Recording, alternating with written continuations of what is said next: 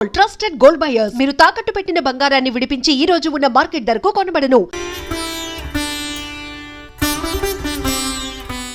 నమస్కారం అండి. నమస్కారం అండి. ముఖ్యంగా వారాహి నవరాత్రులు అయితే మనకు ప్రారంభమైపోయాయి. ఆషాఢ మాసం వచ్చింది అని అంటే లాస్ట్ ఒక గత 3-4 సంవత్సరాల నుంచి కూడా అమ్మవారి ఆరాధన చేసే భక్తులు పెరిగిపోయారు. మరి అసలు ఎందుకు చేయాలి వారాహి అమ్మవారి ఆరాధన చేయటం వల్ల కలిగే ఫలితం ఏంటి? భక్తులకు అసలు అంటే అనుగ్రహం, అమ్మవారి అనుగ్రహం ఏ రకంగా చూపిస్తుంది అనేది వివరించండి. శ్రీ గురుభ్యో నమః.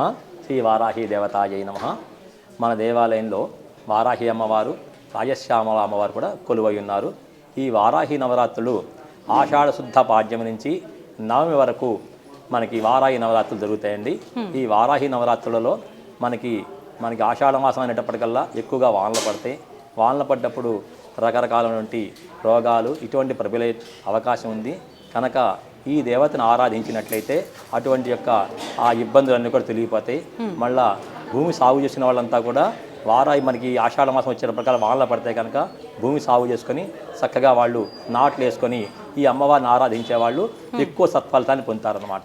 రైతులు ఎక్కువ కూడా ఆనందపడతారు ఈ దేవతను ఆరాధించినట్లయితే. ఇప్పుడు ఫోటో పెట్టుకొని మనం ఈ నవరాత్రులు పాడ్యమి దశమి వరకు మనకి నవమి వరకు కూడా ప్రతినిత్యం అమ్మవారిని ఆరాధించినట్లయితే సత్ఫలితం వస్తుంది. మళ్ళా ఏమన్నా ఈ వారాహి దేవత అనేవిడ సప్తమాతృకలో ఒక దేవత. ఈ దేవత అన్నమాట. ఈవిడ దండిని దేవత. ఈ దేవతని ఆరాధించినట్లయితే మనకి ఈవిడ దండనాయికగా పేరు ప్రఖ్యాతులు చెందింది. సనాతన విద్య.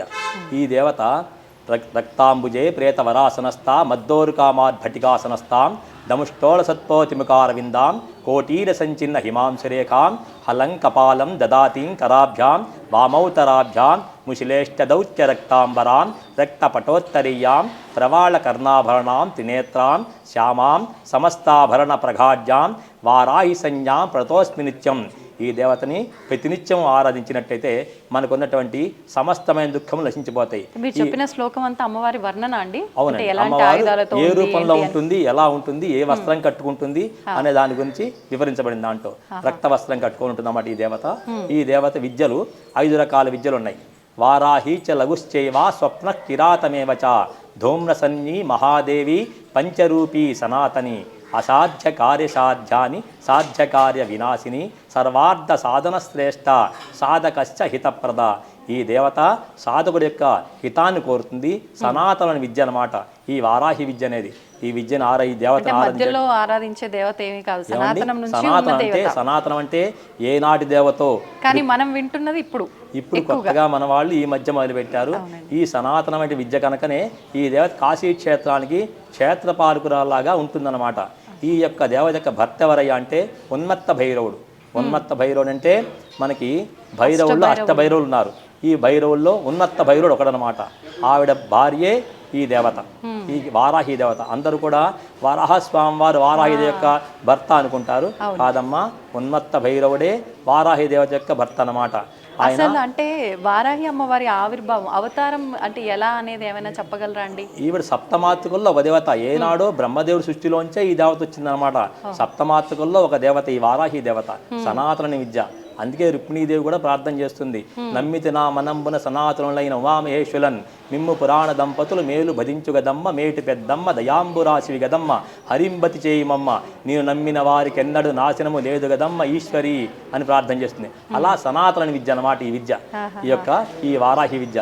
ఈ వారాహి దేవతకి ప్రతినిత్యము కూడా మనం ఎండుమిరపకాయలు, నల్లావాలు, తెల్లావాలు, తానికాయలు ఈ ద్రవ్యాలతో మనం హోమం చేస్తూ ఉంటాం మన దేవాలయంలో.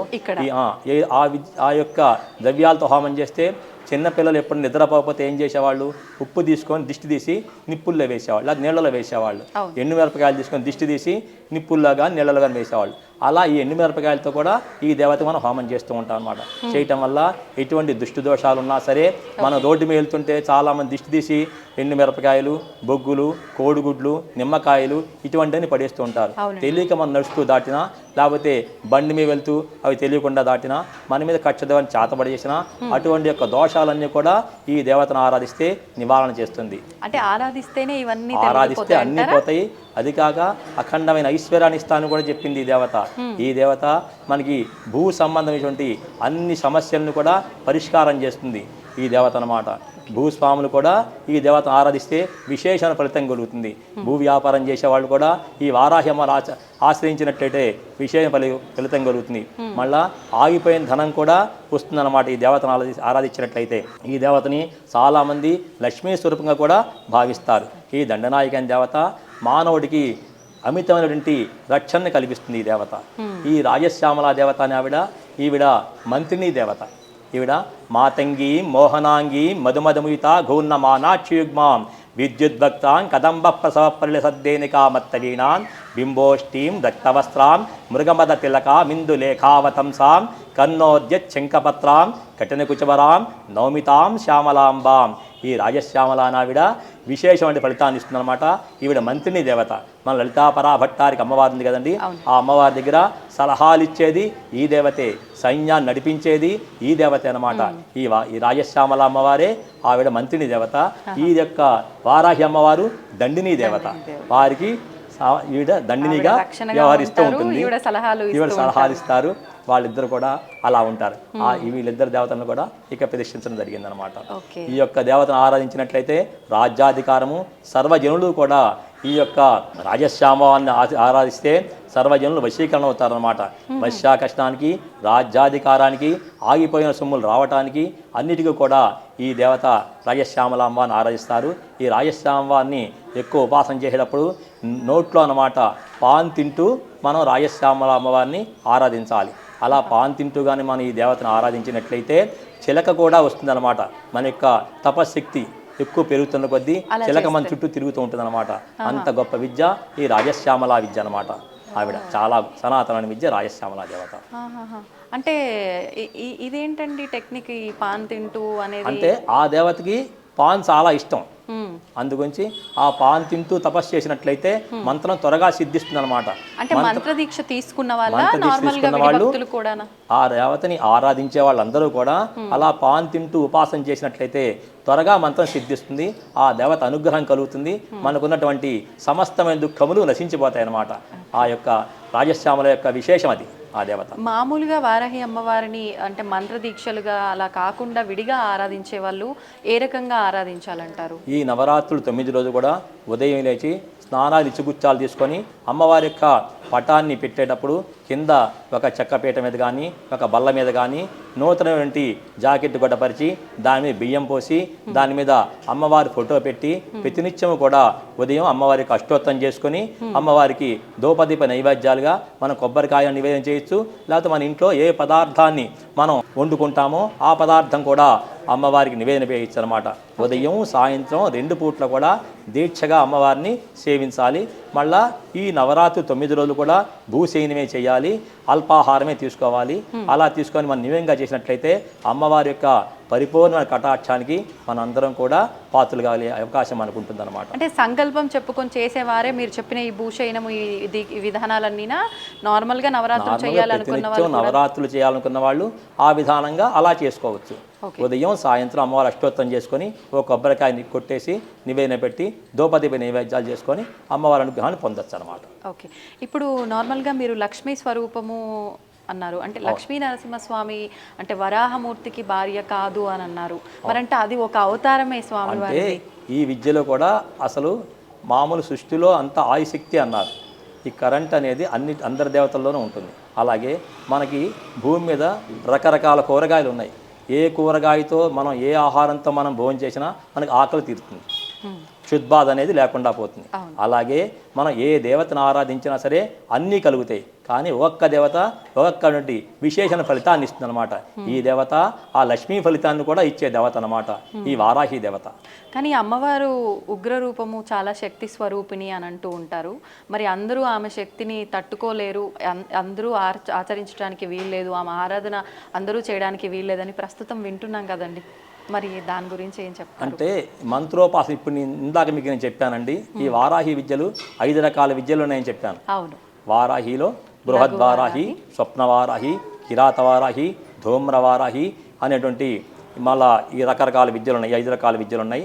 ఈ 5 రకాల విద్యలు ఉపాసన చేయాలంటే గురుముఖత, గురుదేవుల దగ్గర మనం దీక్ష తీసుకొని దానికి ఉన్నటువంటి నియమ నిబంధనలు పాటిస్తూ మనం చేయాలి ఉపాసన చేసేవారు. మామూలుగా అమ్మవారిని అష్టోత్తరం చేసుకుని ఆరాధించే వాళ్ళు సర్వజనులు కూడా లక్షణంగా చేసుకోవచ్చు, దానికి ఎటువంటి అభ్యంతరం లేదు. అంటే మామూలుగా అమ్మవారికి అంటే విడిగా ఇతర దేవతలకి సంబంధించి జరుగుతున్న ఆ క్రతువులన్నీ జరుగుతూ ఉంటాయా, లేదు అంటే అమ్మవారికి విడిగా ఏమైనా? అమ్మవారికి ప్రతినిత్యం కూడా ఈ ఆషాఢమాస నవరాత్రుల్లో ఉదయం మా అమ్మవారికి మేము 18 రకాల పలరసాలతో రుద్రాభిషేకం చేస్తాము. తదనంతరము మహిళలచే సామూహిక కుంకుమార్చన కార్యక్రమం జరుగుతుంది.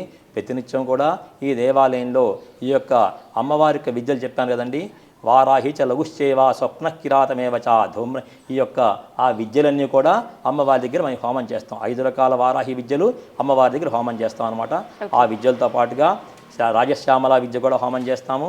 లక్ష్మీ గణపతి, కాలభైరవ, సిద్ధ గురువు, బగళాముఖి, వారాహి ప్రత్యంగర మహామంత్రాలు ఇక్కడ దేవాలయంలో హోమం చేస్తాం ప్రతినిత్యము కూడా. ఇక్కడ మంత్రదీక్షలు కూడా ఇస్తుంటారండి నార్మల్గా? ఇక్కడ లేదండి, మంత్రదీక్షలు ఇవ్వటం అదేం లేదండి. మామూలుగా వచ్చిన భక్తులు అడుగుతారు, అడిగిన వాళ్ళు అమ్మవారి ఫోటో పెట్టి అష్టోత్తరం చేసుకుంటూ అమ్మవారికి అనుగ్రహాన్ని పాత్రలవుతారు. ఓకే, ఇప్పుడు మీరు అన్నారు అంటే భూమికి సంబంధించి వివాదాలు కానీ ఆగిపోయిన డబ్బుకు సంబంధించి ఏమైనా ఉన్నా కూడా తొందరగా అమ్మవారు త్వరగా పరిష్కారం చేస్తుంది. ఆ దేవతను ఆశ్రయించినట్టు ముందుగా మన పేరుతో అర్చన చేయించుకునేటప్పుడు అది సంకల్పం ఏమైనా చెప్పించాల్సి ఉంటుందా పురోహితులతో? మామూలుగా అర్చకులు చెప్తారు, సర్వభూ వివాదాది ఆనుకూల్యతాఫల సిద్ధ్యర్థం వారాహి దేవత పరిపూర్ణ కటా సిద్ధ్యర్థం అని చెప్పి అర్చన చేస్తారు. అందులోనే వచ్చేస్తుంది, అందులో మనకు ఉన్నటువంటి సమస్త దుఃఖాలు నశించిపోతాయి. ఓకే, చాలా సంతోషం అండి, చక్కగా వివరించారు, ధన్యవాదాలు.